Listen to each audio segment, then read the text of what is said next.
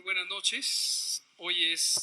Son las 19 horas del jueves 2 de abril de 2020. Estamos en la Ciudad de México, este es el Palacio Nacional, y vamos a iniciar la conferencia diaria sobre la situación del coronavirus SARS-CoV-2, el nuevo coronavirus y la epidemia de la enfermedad que produce COVID-19.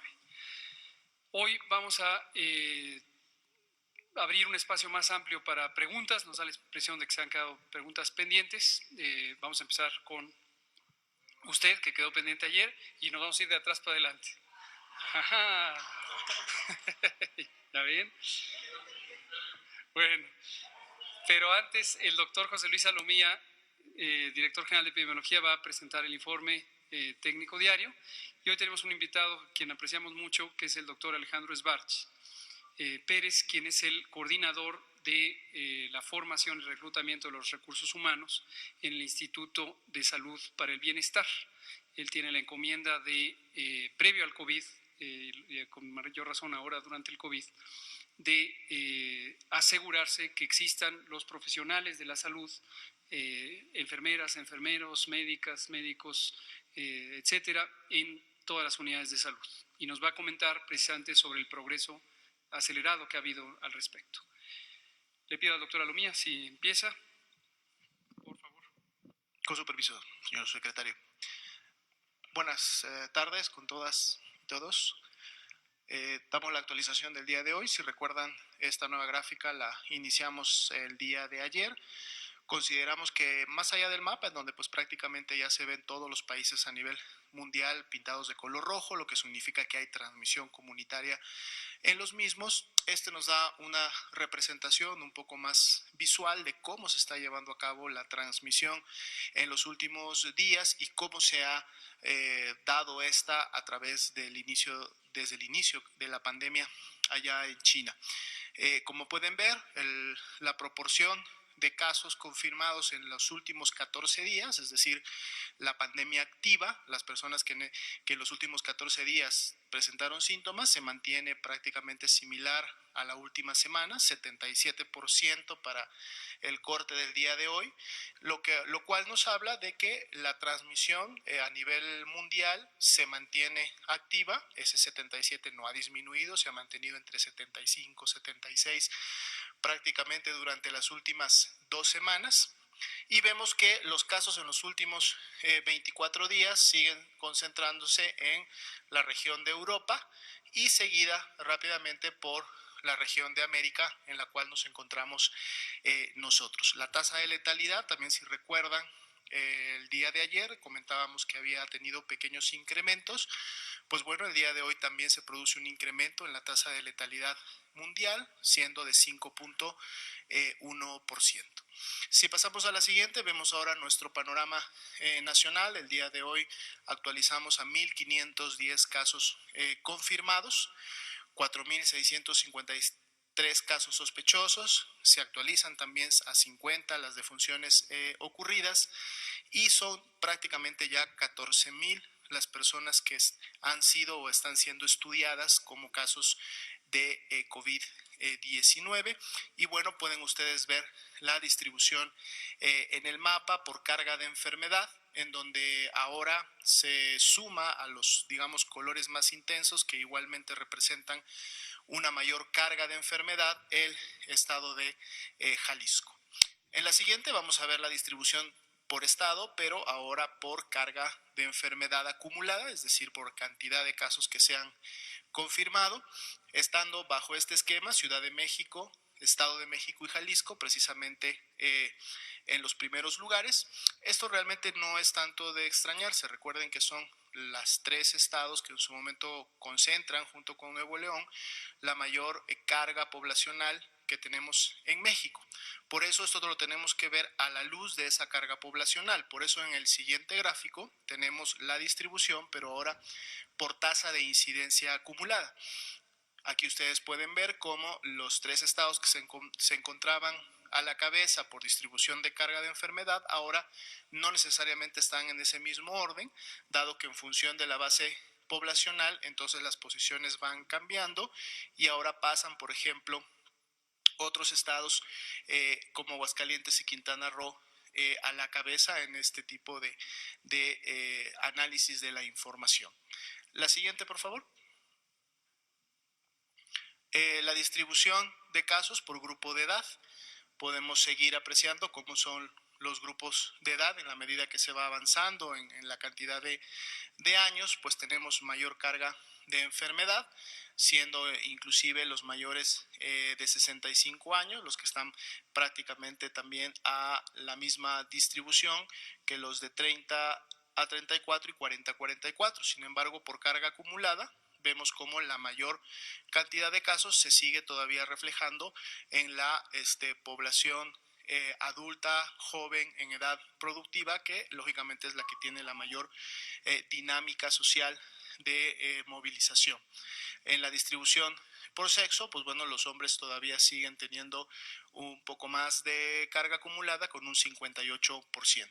En la siguiente diapositiva vemos nuestra distribución de casos hospitalizados comparados con ambulatorios, una diferencia de 19% para el corte de hoy en relación a los 1.510 casos confirmados, y aquí podemos ver cómo se mantiene esta tendencia. Estamos hablando de las columnas en color amarillo, como en la medida que se incrementa la edad de la persona, pues empezamos a ver esta carga de complicaciones o pacientes graves en función de la edad, y vemos cómo también los mayores de 65 años día con día empieza a incrementar esta barra, ¿no? Esto es importante en el mensaje a la comunidad, porque esto en su momento confirma precisamente que ser un adulto mayor continúa y va a seguir siendo un factor de riesgo importante, no solo o no para desarrollar la enfermedad, sino para en su momento que se produzca algún tipo de complicación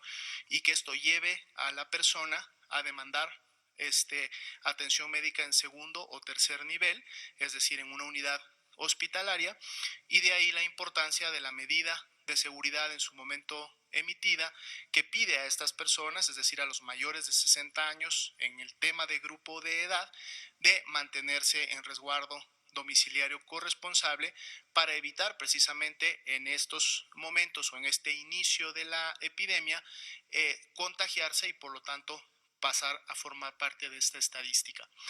En la siguiente,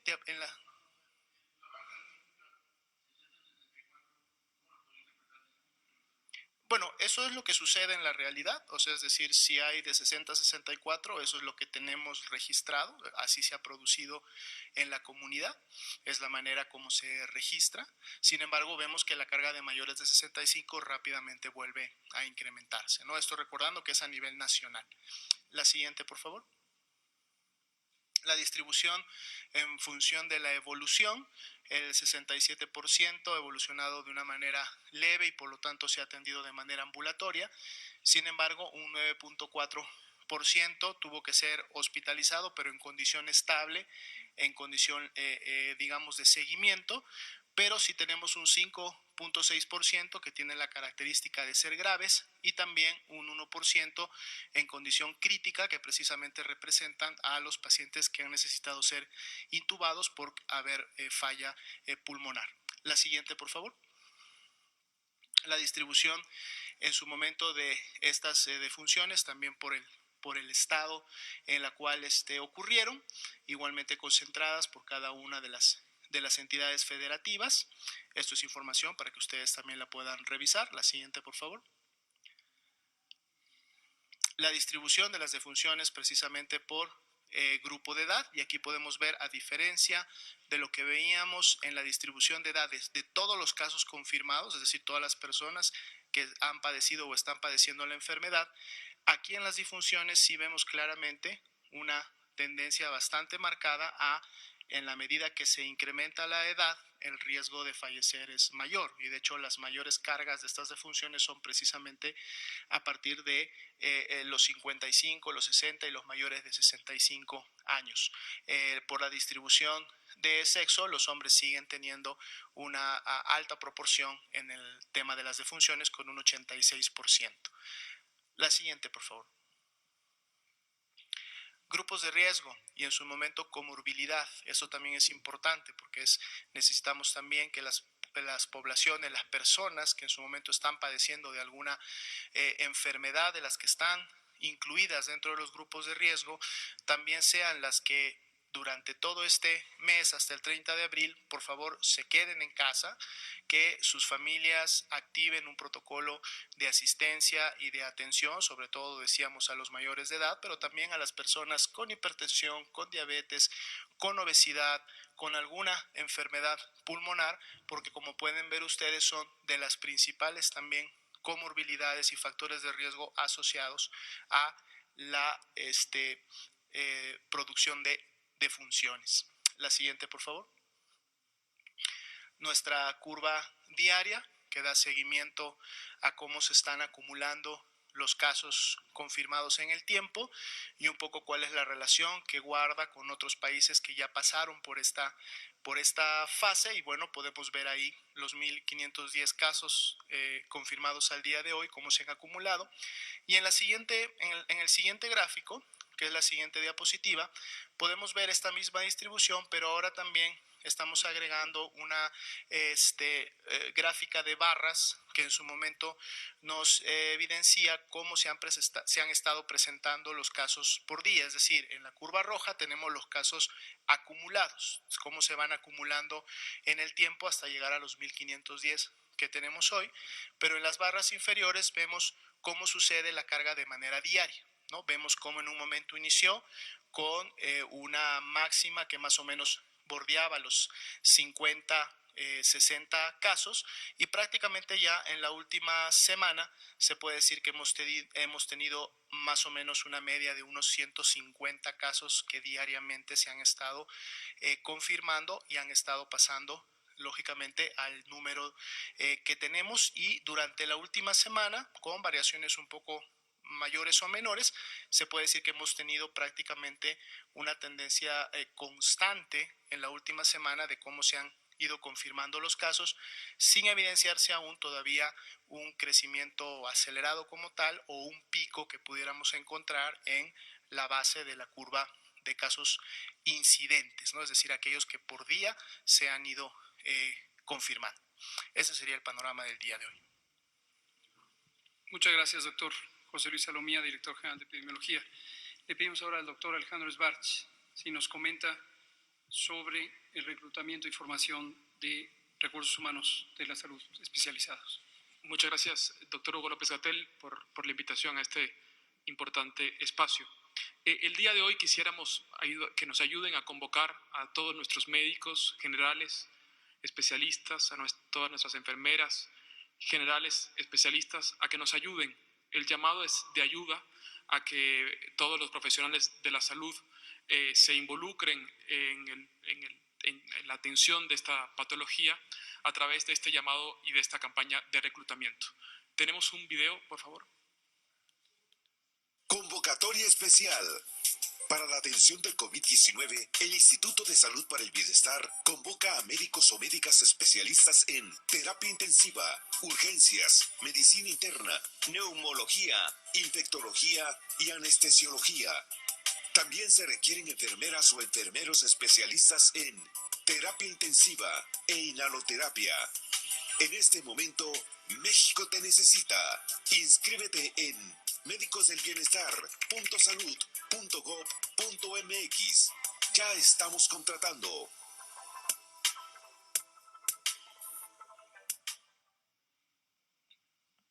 Bueno, como ustedes saben, en la fase 2 de la reconversión hospitalaria también tenemos que prepararnos en cuanto a los recursos humanos, y este es el llamado a toda la comunidad de médicos y de enfermeras del país a que nos ayuden al manejo de esta entidad patológica. Muchas gracias. Hay una presentación también. Este es el banner de comunicación. Estas son las especialidades que en este momento más necesitamos. Especialistas en terapia intensiva, en urgencias, en medicina interna, neumología, infectología y anestesiología, y después enfermeras generales y enfermeras especialistas particularmente en terapia intensiva y con conocimientos de inhaloterapia. La forma de acceder es a través de esta página, médicosdelbienestar.salud.gov.mx. Ya estamos contratando, ya estamos enviando a trabajar a diferentes hospitales, a diferentes estados. La etapa de reconversión en nuestro país ya inició y esto incluye que ya estemos preparados en la capacidad de respuesta de recursos humanos. Entre todos y gracias a ustedes por permitirnos llegar esto a nuestros doctores, a nuestras enfermeras, que seguro seguirán respondiendo a esta convocatoria. Es cuanto, señor. Muchas gracias. Muchas gracias, doctor Sbarch. Vamos a abrir entonces a preguntas. Usted, y luego empezamos de por allá atrás. Buenas tardes, Carlos Cabeza, del diario de Nuevo Laredo. En primer lugar, felicitar al señor subsecretario Hugo López Gatell, porque pues realmente nos ha inspirado su dedicación y facilidad de comunicarnos los pormenores de la enfermedad, un reconocimiento. Y quiero decir que la opinión en nuestras latitudes al respecto, como van ustedes, es muy buena y ha inspirado gente de la sociedad civil y me metieron una carta para que se la hiciera muy rápida, de medio cuartillo. Se trata de un regidor que es presidente secretario de la Comisión de Salud, es médico, Juan Manuel Flores Perales, y dirige usted las siguientes palabras, señor subsecretario. La frontera tamaulipeca y en especial Nuevo Laredo reportan el mayor cruce de personas durante los operativos Paisano en los últimos años. Según datos del gobierno federal, en el 2019, en el periodo de Semana Santa, se brindaron más de 650,000 atenciones en materia de información y orientación a personas que lo requerían, que a su vez se acompañan por sus familias, por lo que el número de personas que vienen de los Estados Unidos, de los 50 estados de Estados Unidos, en esas fechas, es sumamente elevado, al considerarse ya por la Organización Mundial de Salud que Estados Unidos es el epicentro de la pandemia. Los gobernadores de Tamaulipas, Nuevo León y Coahuila de manera conjunta emitieron una declaración hace unos días en la que piden a los paisanos no vengan en Semana Santa, lo que va en paralelo con la declaración del gobierno hecha por su conducto para reforzar la contención a partir de que los ciudadanos nos quedemos en casa.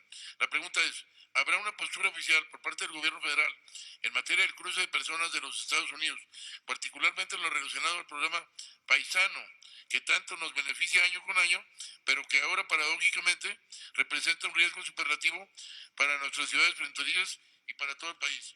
Y es otra muy pequeña observación que hace el regidor. En nuestra comunidad, como en muchas otras, la población está organizada de muy buena fe, tanto en organizaciones de la sociedad civil como desde las redes sociales, para aportar su capacidad y experiencia en la contención de la pandemia. Particularmente participo, dice el doctor, en la asociación médica y en grupos de redes sociales, en los que con el activismo de médicos jóvenes, químicos, ingenieros, entre otros, se está difundiendo información valiosa y certificada, así como hay acuerdos para elaborar a través de impresores de tercera dimensión y entregarlos en donación implementos necesarios para el sector salud, como caretas plásticas, o mangueras para respiradores mecánicos, por ejemplo. Sin embargo, se carece de los manuales necesarios, de insumos suficientes para realizarlos conforme a la norma. La pregunta es, señor subsecretario, ¿hay disponibilidad de la autoridad sanitaria para establecer vínculos con esas organizaciones de ciudadanos y aprovechar tanto su experiencia como su presencia en campo y dotarles de capacitación, en su caso, insumos para que puedan apoyar en la contención con esta actividad? Muchas gracias. Gracias por la información y los comentarios y las preguntas y sugerencias de los colegas que ha mencionado.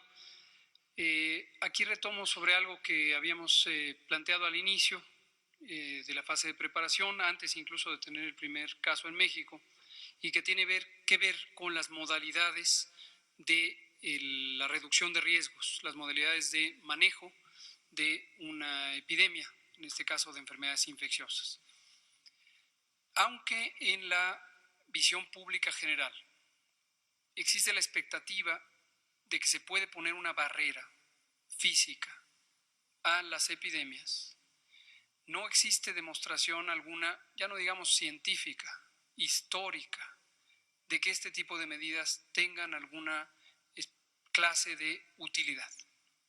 Hemos relatado en otras ocasiones que si nos remontamos a la historia de las epidemias en la era antigua o incluso en la Edad Media, teníamos una manera de organizar en ese momento del mundo. Los asentamientos humanos se organizaban en ciudades, en las civis antiguas o en los territorios feudales en la Edad Media, y luego una gran extensión de territorio, campos cultivables y campos no cultivables entre una feudo, una ciudad y otra.